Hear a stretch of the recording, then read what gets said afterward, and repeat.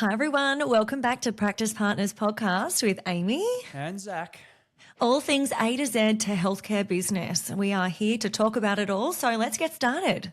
Let's jump right in. Right, Zach, what are we talking about today? What are we talking about today? I think we should.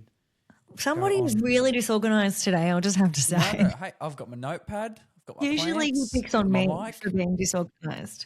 I'm ready to go. Right, well, I think we should go through all things, problems that just don't go away. Good idea, isn't it? Things that never really get resolved. I agree. There's lots of these repeat problems that keep coming up over and over and over again, and people get frustrated. How do I goddamn fix these things? Well, we're going to talk about some of those problems today and some processes and policies, SOPs, things that you can do to make them go away.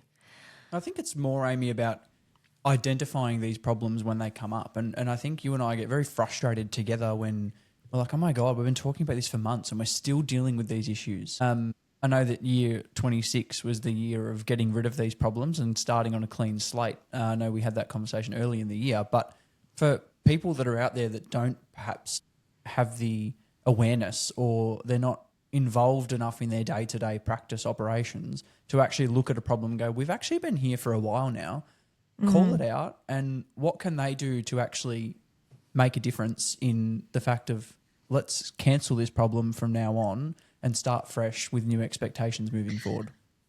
Now, what are one of the reasons why these things get so frustrating, Zach? And this not only do I hate talking about the same thing over and over and over, I'm always like, are we here again? Do something. Something's not working. Change something. Clarity reduces the stress, right? So whenever you've got clarity, whether it's around your role profile, whether it's around any processes in the clinic, and that goes from everyone, from management team to admin, nurses, doctors, there's got to be clarity around things to reduce the stress. Confusion just creates it. So if you've got a very stressed out team and your culture is very reactive, ask yourself, who's to blame? Yeah, absolutely. And I think to answer your question as to why these things get so frustrating, I think in addition to what you've just said in relation to clarity and confusion, it's also because our owners have a manager in place and they probably they have this subconscious delegation that the manager will just relieve all pressure and stress. And therefore they may not look out for some of these recurring issues or things that keep popping up over time. But then you've got managers in place who also have this subconscious delegation back to the owner of, well, it's not my business. The owner will handle the nitty gritty stuff. I think sometimes these problems that always reoccur, some of them are very minor little things that we've seen, it might be processes not being followed properly or lazy receptionists that just tick the wrong box or send the wrong document to the wrong person or whatever it might be. But when we're talking about these nitty gritty problems that really probably the error occurs at a communication level where the owner doesn't want to communicate because they think it's a practice manager thing. The practice manager says, well, it's not my practice, it's the owner's practice. So they can do the harsh communication. No one takes a step forward. Right then and there. Yeah, absolutely. And I often say if we hear about it more than once, it's time to make some serious action. So I'm big on that. So let's start identifying some of these things. So because there are multiple of these and we often get people ask us questions about reoccurring issues, and generally they'll come to us because it is a reoccurring issue. It's not just one that's happened once and they're not sure of. It's generally because it's grinding someone's gears. Yep. So some of the things that I've identified that are very common are staffing issues, filling rosters. Are you casuals, actual casuals, or are you really just going week by week because you don't have the right staff in the right positions or the right level or classification, whether they're permanent, full-time, part-time or casual, or are you just relying on the management team to fill the gaps? Big problem. So let's identify the problems first before we go and solve them. Yep. The next one is scheduling issues in the appointment book. Nurses not being scheduled in where they need to be, doctors not having the correct amount of time, meaning doctors run late. So you might have a doctor that notoriously runs half an hour late. Change the appointment book. Put in some gaps, get them to run on time. If you've got appointments not being scheduled in, whether it's online with the patient booking them in, so your hot doc's not up to date or your automed's not up to date, or it could be that the front desk is scheduling them in incorrectly because there's not enough guidance and resources and SOPs to show them how to do that. Scheduling is a big one that flows right through the practice from the admin team right through to the doctor and then on to billing as well. The next one is debtors. The one thing about debtors for me, and generally most practices don't have a huge amount of debtors. If you're a bulk billing practice, obviously you'll have rejections perhaps. If you're a private practice, they should be payment on the day, but we do have people that skip out that door. But one of the biggest things for me is third-party accounts. How are they getting handled? Why is it continuously growing? Why are we having these issues? And having a look at the whole process from invoicing right through to collecting payment. What point is it falling down? That's one that I want to talk about today. And then also unbilled facility fees, something that quite common. That's something that's going on in our practice at the moment. Is it, and it could be a comedy of errors. Comedy not very funny for the owner, but a comedy of errors where the nurse doesn't talk to the doctor about what needs to be billed. The nurse are not doing what we call facility fee cards or not communicating the front desk for it to get through. Maybe the facility farm, I thought you were going to say. Facility cards are ending up at the front desk but aren't getting into the patient's ledger, or they do get to the ledger and they're just not paid because they need to be paid on two separate accounts. There's a whole range of reasons why this could go wrong, and it seems that it tends to play the blame game around in circles, but one thing that remains is the facility fees are still unbilled. And that's what frustrates me is that, you know, it's their issue and then it gets moved on to someone else, and it's their issue and it gets moved on to someone else. Can someone please solve the goddamn issue? Please. Somebody The love take of a lead. God. So we need to have a look at that as well. No, throw a few at me, Zach, that you can think of, and I guess from your clients, from the practice itself. What are some things that are commonly unresolved for a period of time?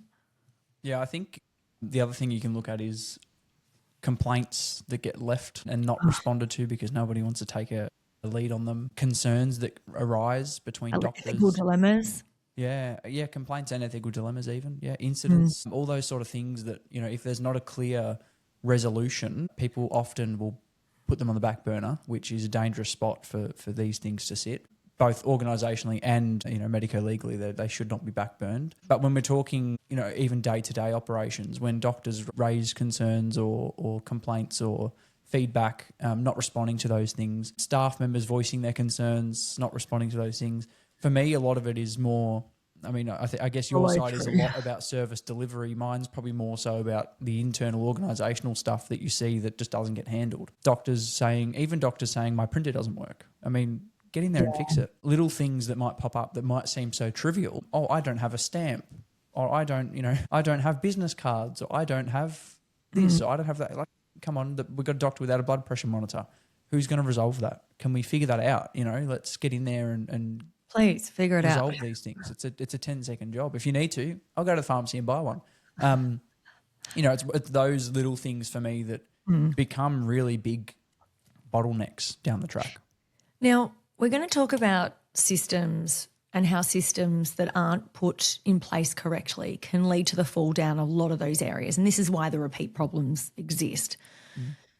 Can we first talk about the follow-through and how important follow-through is, especially for the management team on site? If you lose that confidence from your team, you ultimately lose respect. Problems stop coming to you because there is no follow-through, meaning you may not get the issue resolved, or you may be working through the issue but haven't given them enough feedback to let them know that, hey, I'm on my way and I'm doing this. That actually causes huge confidence issues. And what that then means that these reoccurring issues continue to come up, but nobody knows about them until they drive someone crazy.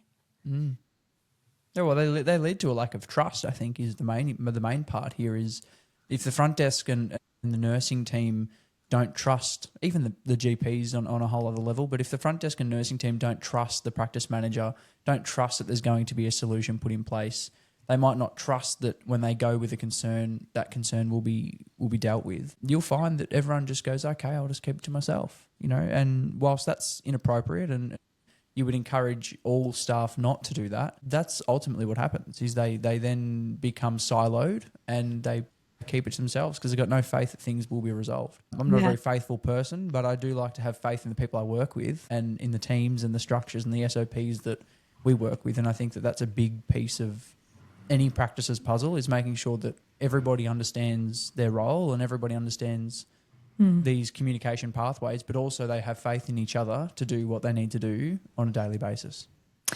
I think something that I want to also bring up is the right way to facilitate the communication. So I think I often go through this with my managers, and my expectation is if you have a complaint or a concern brought to you, you then follow that up with an email. Just touching base, thanks for coming to me today in regards to my actions are and I'll come back to you in this amount of time to let you know an update. So communication like this and being able to have a touch point as what you're doing and when you're going to get back to them means that gives them that little bit of faith that you actually listened, you're actually going to action that. Now, if you don't follow through when you say you're going to, they lose faith. Now, that only has to happen once or twice for them to not come to you anymore. Now, they'll do one or two things. They won't tell anyone their problems, or they'll tell someone who hasn't got the ability to resolve their problems, and then gossip happens. So you'll have all these people trying to talk about it and trying to resolve it when they've got their own jobs to do, and that creates inconsistencies all over the practice. So for me, the biggest thing here when you're looking at consistency is follow through first, finding resolve, being resourceful. So managers, if you've got one word of advice, is to make sure that follow through happens, because we can't get anywhere without follow through. I think as well, this is, and to managers and owners, the team around you want an answer and they want it with confidence. An admin team member that comes to a manager and says, I need to know X, Y, Z. They want you just to give that answer. Yep, this is the approach. This is what I suggest you do. And here's why. And they want that with confidence. They don't want somebody to sit there and say, oh, I don't know. What do you think we should do? Oh, maybe we should. Oh, not sure if that's going to affect this. It might affect that. Maybe we should ask Sharon. Sharon might have an answer for us. Jenny might have, Jenny's done this quite a lot. Like, they don't want that. They want an answer. Give them an answer. Give it with confidence. Move forward. And I think if you're an owner with a manager that's struggling with that, the best you can do is emphasize the importance of your manager being autonomous and leading those conversations and back them along the way. I mean, Amy, you'll say accurately that I've made some decisions while practice managing that you probably would be like, why the hell did we do that? That happens, but you have to, that's a sacrifice you make on this journey to being autonomous. That hasn't happened that often, to be honest. And generally, as long as you've got a real reason as to why you did it, I'm usually like, yeah, I can see why you've done what you've done there. Like, that makes sense to me. But I think the main thing is going to the right person and having the confidence. The manager feeling empowered to be able to take it to the next step is really important. If they aren't able to do that, and I guess one of the big things too, Zach, this is something probably early on you learnt, is it's okay to say, you know what, I'm not actually too sure, but I'm going to come back. I'm going to find out and I'm going to come back to you. Yeah. It's okay not to know. Find out, and you have to go back to them. It's okay not to know everything. I mean, there'll be questions that I still get asked today when I pop myself into the clinic. I get asked questions sometimes. I'm like, great question. I'm going to come back to you, because you're not expected to know everything. Yeah, of course. But what you are expected to do is follow through. Yeah. Yeah, I think just in addition to that, before we move on to another point, is I think if you are a manager and you're struggling with this whole faith situation and you feel like you're not being trusted by your team, depending on where you're at, obviously, if you're 20 years into being managed and to managing these team and you're having these issues, there might be some other underlying problems that you need to fix. But if you still have that ability to prove yourself, basically, and build that respect and build those relationships, maybe you're a new team or you're new to the team, I think you build a lot of trust and respect by showing up, by getting your hands dirty, and by leading by example. That might mean getting on reception. That might mean going out and engaging with patients. It's sitting in your office being a practice manager because you like the title is not the answer to this. That doesn't build credibility or trust.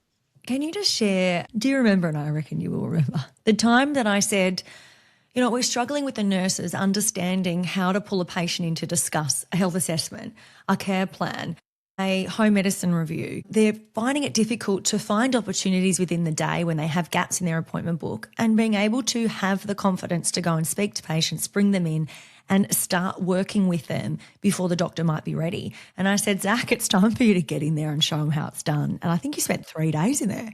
I did spend 3 days in there, and I think, look, to be honest, I'm not sure how much credibility that earned me. Not from the nurses' front. I think that it probably For me, got a bit I was irritating. like, how good's this?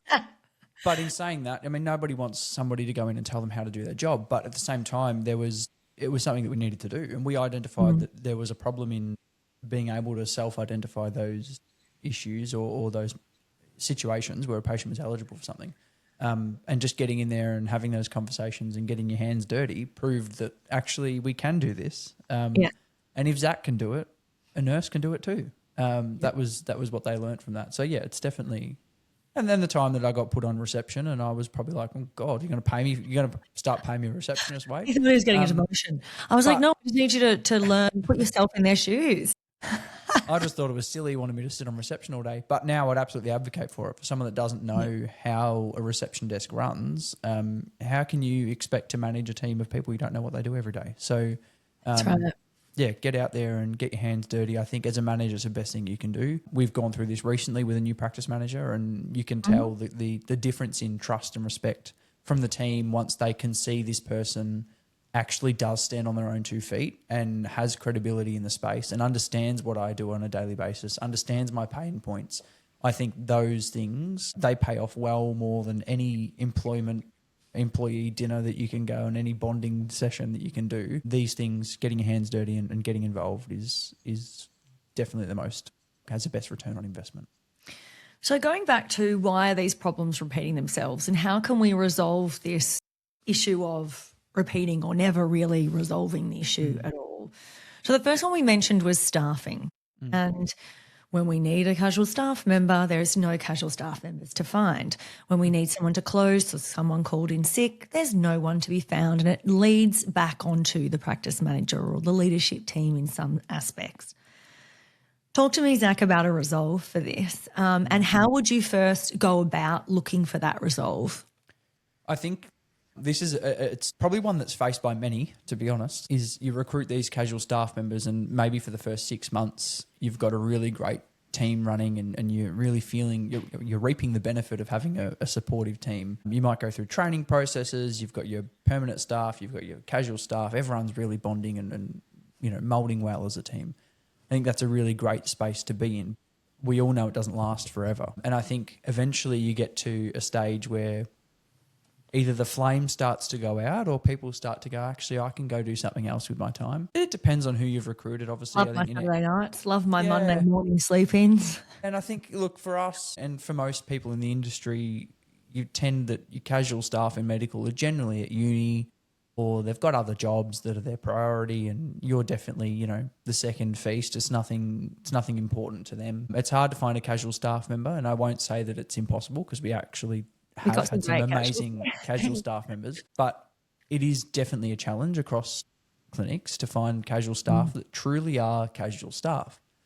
I think it becomes, and without going on too much about what the leader's involvement is in this, I think it's important to set expectation clearly early on with what the expectation of this role is. Obviously, you can't give regular shifts to a casual staff member, but understanding, what a regular amount of hours might look like, what their availability might need to be. If we're saying there's a gap of 15 hours casually on the roster every week, spread across multiple different shifts, they need to understand what that gap looks like and we need to try and align that with their availability as best as we can. So if we're recruiting casual staff that want to work mornings, we've got no morning availability, we're going to end up having staff that can't work when we need them.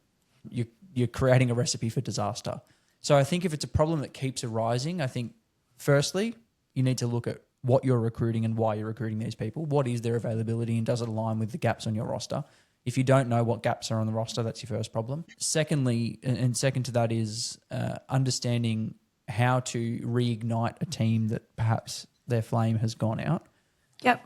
That might be more training. It might be... What is the reason? Yeah, it might be bonding nights. It might be go play pickleball as a team. It might be, there might be a reason that these team members have actually disengaged and aren't interested anymore.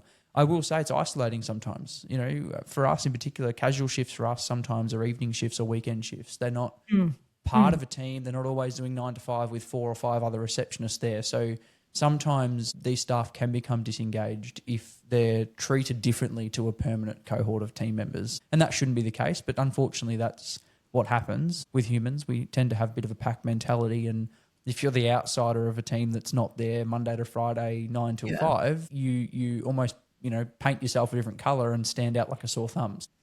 I think being able to identify that problem from a management level and then putting things in place as mitigations to stop that from happening is definitely important. I think for me, the biggest thing is having communication and being on top of it. If you've got a casual staff member that is taking all these shifts because they're open shifts ready to take, and they take all these open shifts but call in sick 9 times out of 10,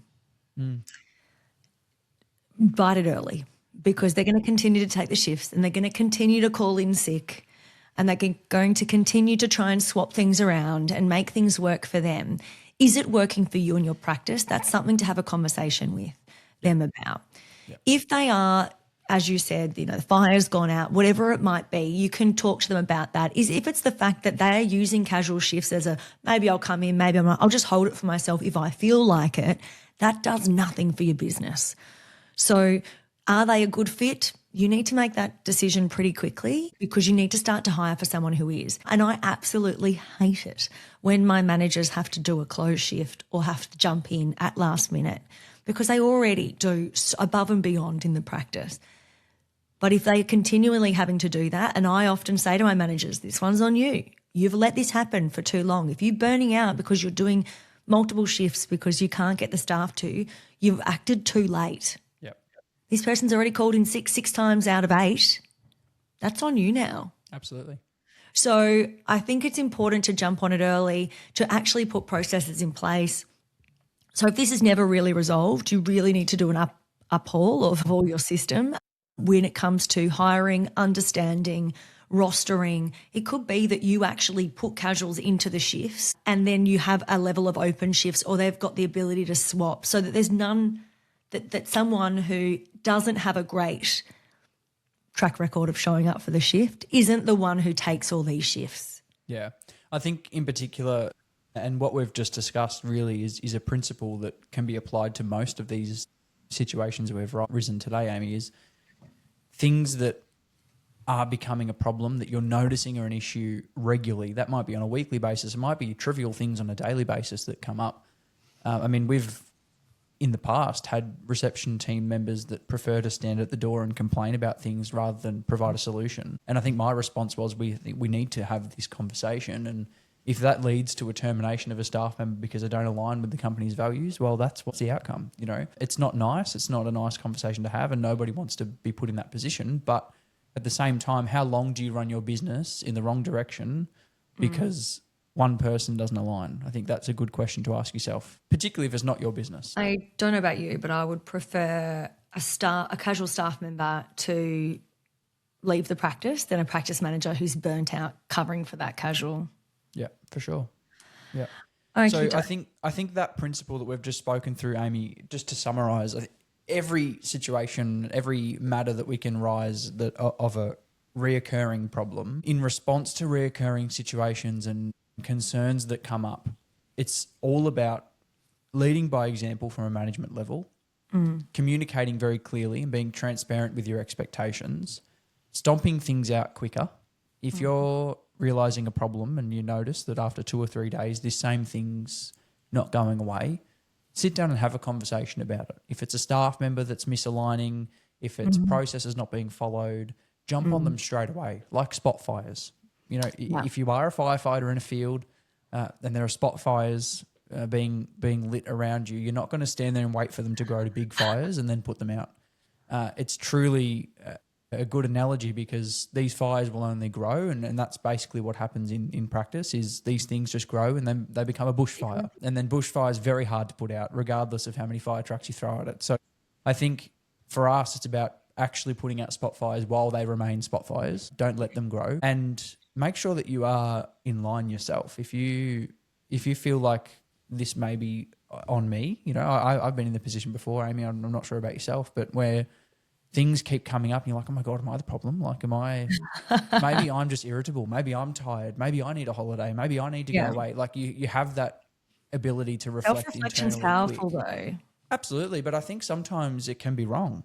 Sometimes like, actually, no. Like I get on the phone to Amy. Sometimes I'm like, this is what's happening. Am I the issue? Like, I need you to actually just validate me quickly. And if I am the problem, I'm happy to go home. Like I'm more than happy to call it a day and go home and I'm play pretty golf. real and raw with you. Sometimes I might get a grip. Other times it's like, no, that person's got an issue. Yeah, for sure. So let's move on to the next one because I know we're running out of time here.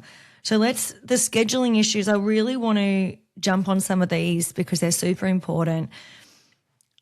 Scheduling issues, a big one. If you don't have preference sheets for your doctors at the front desk, how much time do they like when, each appointment type and the correct way to schedule them. So there's a quick reference sheet. Please create one. It's a very simple way to stop scheduling problems. Yeah. If you're finding that somebody's not looking at that sheet and they're continuous scheduling problems, that's something that you probably need to address and retrain on, whether they're finding it they're struggling because there's too much going on at the front desk, and when they're on the phone to a patient, they don't have what they need in front of them or they feel like they're under pressure. I think you need to do some drills with them to show them how to best handle certain situations.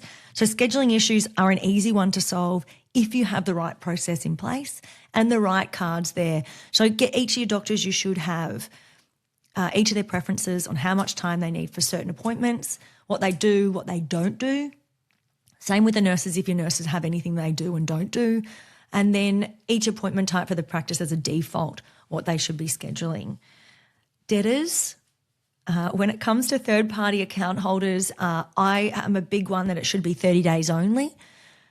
Is our third-party checklist like that at the moment? Absolutely not. Do we thrive or strive for it to be there? Absolutely. But it's something that I'm really passionate about, because 30 days is enough. If that third-party account holder, whether it's a company or whoever, whether it's their employer or a different insurance company, they should have 30 days, and 30 days is enough. If they are not paying in 30 days, it could be that your invoice isn't making it to them. So what is your process? Do they know how to pay? Try to get them to do direct debit rather than checks. It makes the process a lot easier. So have a look at what your internal processes are from invoicing right through to collection. Okay. And look, it might be a matter of the practice going, actually, we don't want to invoice to third parties. Patients can pay and get reimbursed. Whatever your process looks like, however you wish to have that look, that's completely on you. But it's definitely worth managing a process and having an expectation that's clear across the team. It could be that the invoices aren't getting there, and that is a common problem. It could be that they're getting sent to the wrong email address. It could be that nobody's actually aligned to follow up on them. If you have patients coming back and they're on their third appointment and this first one's still not paid, I'd be having a conversation with that patient and make it a standard conversation. Yep. So the patient is well aware that they're going to have to start paying for these because a third party isn't. They get onto it pretty quickly after that. Mm-hmm. Definitely getting onto those things and writing a process map. We have a process map from what happens, from where to go. So if a patient is if a staff member is unaware, they can follow the process map as to where they should be and what they should be doing at each stage. Mm-hmm. And then unbilled facility fees. This is something that we're currently hitting on. Zach, talk to me about what we've done so far in regards to getting this resolved, because this could be a couple of errors in the practice. What haven't we done is a short answer. I think this is something that if your practice bills facility fees, you know the importance of making sure they actually do get billed. There's nothing worse than watching wound dressings walk themselves out the door on someone's leg and seeing nothing someone coming asking back me for that. to increase the budget in the treatment room. I think that the answer is you can put processes in place. We've got a resource on the Practice Partners website for facility fee cards, having clear instruction to the nursing team that when they pull a wound dressing or an IV set or a needle out of the cupboard, that they bill a facility fee for that, and they put a card through. Understanding that might not always mean the patient gets charged, but let's not leave that decision-making to the nurses. We know that nurses have very high levels of compassion and empathy, and they will choose not to charge patients 99% of the time. So for us, it's about having the autonomy in the admin team to make that billing decision, but also the nursing team have a clear structure on what the expectation is so that there isn't a miscommunication between the patient leaving the treatment room and getting to the to the admin team at the front desk. I just want to make it super clear, though, it's not up to the front reception as to whether they bill or not. It's whether it's already gone through from the doctor or whether it's not and they need to add it in. So just so there's clarity there, it's not that we give the card and then the receptionist goes, oh, do I like Mrs. Jones? Yeah, I'll let her fly today. It's whether it is actually on there already. Some doctors are really onto it, others are not, but it's the net. We need to catch those facility fees wherever we can. Yep. So pushing these things at the clinical meeting, getting your doctors aware that if you're doing a billing only for a wound dressing or you're checking on an iron infusion patient for the next 45 minutes to an hour, make sure that you add your note for a facility fee billing so that the front desk are aware. I would rather the front desk receive a note from the doctor and a card from the patient through the nurses than nothing at all, and the front desk have to go and find out whether they are billing certain things. Having the appointment type even, I've seen clinics have on the actual appointment type, they've written add facility fee. So the appointment type is called iron infusion in brackets, add facility fee. There's lots of different things that you can do in your clinic to make sure that these things occur, but putting solutions in place and being very clear about your communication is important. I think one of the biggest things for me were people's awareness and attention to detail was a huge one for this. Yep. So, for instance, Jenny at the front desk has Mrs. Jones come out and she's been in for a wound dressing. So he goes, oh, just an item 23 today. Jenny at the front desk knows because she can see she has to double click that appointment on best practice, that wound dressing appointment on best practice. So she knows she's been in for a wound dressing, but doesn't bill it through. That's where I say, can we please look at what we're actually doing? I know a large part of the admin team is autopilot, picking up the phone, processing payments, saying the same things over and over throughout the day. But it's the attention to detail to little things like that. Mrs. Jones, can I just ask, did you get that wound dressing today? Yeah, I did. Great. Add the wound dressing facility fee, guys.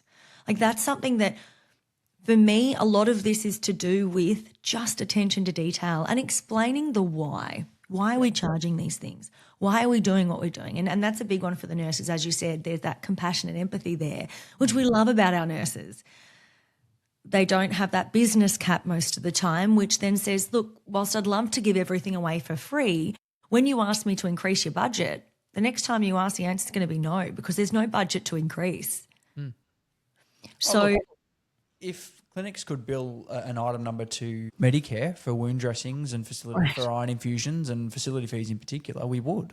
But the answer is we can't. Nobody else will pay them, and the patient's the one walking away with the wound dressing on their leg. So I think we need to be mindful that this is definitely not our preference that patients have to pay for things, but there's no other option at the moment. Unless you want to start taking it out of the nurse's paycheck that does the wound dressing, it's not, there's no option. This is a service that's being received, and if Medicare can say, well, if the patient has a wound dressing, they can pay for their own wound dressing fee, well, then so can we. We're the one delivering that service. I think that's as basic as you need to think about this.